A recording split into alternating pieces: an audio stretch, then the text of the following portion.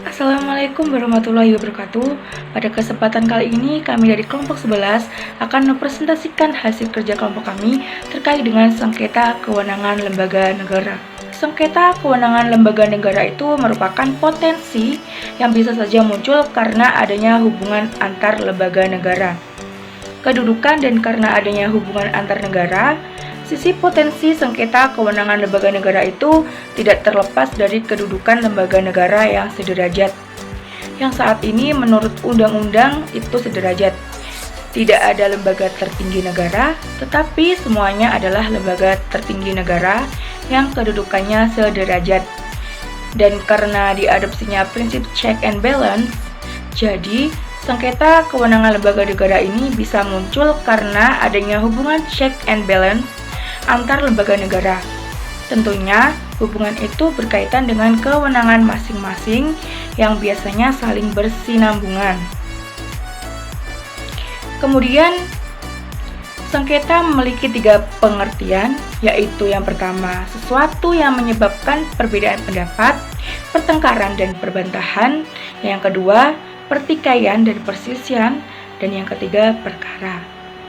Kemudian kata wewenang sama artinya dengan kewenangan, yaitu hak dan kekuasaan untuk bertindak.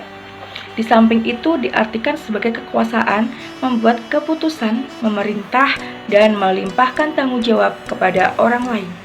Sedangkan lembaga negara merupakan institusi-institusi yang dibentuk berdasarkan hukum untuk menjalankan fungsi-fungsi negara, baik fungsi klasik maupun fungsi secara aktual. Assalamualaikum warahmatullahi wabarakatuh. Di sini saya akan melanjutkan di bab 2, yaitu yang berjudul Lembaga Negara yang dapat menjadi pihak dalam sengketa kewenangan lembaga negara. Dalam pasal 24C Undang-Undang Dasar 1945 menentukan bahwa Mahkamah Konstitusi berwenang memutus sengketa kewenangan lembaga negara yang kewenangannya diberikan oleh Undang-Undang Dasar. Ketentuan serupa terdapat juga dalam pasal 10 ayat 1 huruf B Undang-Undang Nomor 24 Tahun 2003 tentang Mahkamah Konstitusi. Dari ketentuan tersebut tampak bahwa para pihak dalam sengketa kewenangan antar lembaga negara, yaitu lembaga-lembaga negara baik pemohon maupun termohon dalam sengketa tersebut, keduanya memiliki kewenangan antar lembaga negara yang diputuskan oleh Mahkamah Konstitusi. Sebab di situ ada pembatasan bahwa lembaga negara yang kewenangannya diberikan oleh Undang-Undang Dasar, artinya bahwa hanya lembaga-lembaga negara yang kewenangannya diberikan oleh Undang-Undang Dasar yang dapat sebagai pihak dalam sengketa yang akan diputuskan oleh Mahkamah Konstitusi. Sebaliknya, lembaga-lembaga negara yang kewenangannya tidak diberikan oleh Undang-Undang Dasar tidak dapat menjadi pihak dalam sengketa tersebut. Tetapi Undang-Undang Dasar 1945 tidak menentukan dengan tegas bahwa lembaga-lembaga negara yang memenuhi syarat sebagai pihak dalam sengketa tersebut. Pembatasan serupa ditentukan di dalam pasal 61 Undang-Undang Mahkamah Konstitusi bahwa pemohon adalah lembaga negara yang kewenangannya diberikan oleh Undang-Undang Dasar Negara Republik Indonesia tahun 1945 yang mempunyai kepentingan langsung terhadap kewenangan yang dipersengketakan. Di sini terdapat penegasan mengenai lembaga negara yang dapat bertindak sebagai pemohon. Lembaga negara tersebut harus memiliki kewenangan yang diberikan oleh Undang-Undang Dasar 1945 dan mempunyai kepentingan langsung terhadap kewenangan yang dipersengketakan tersebut. Tetapi sama halnya dengan ketentuan Undang-Undang Dasar 1945, Undang-Undang Mahkamah Konstitusi juga tidak menentukan mengenai lembaga negara yang dapat menjadi pihak dalam sengketa kewenangan antar lembaga negara di MK. Sebaliknya, Undang-Undang Mahkamah menambahkan pembatasan yang mereduksi kewenangan MK.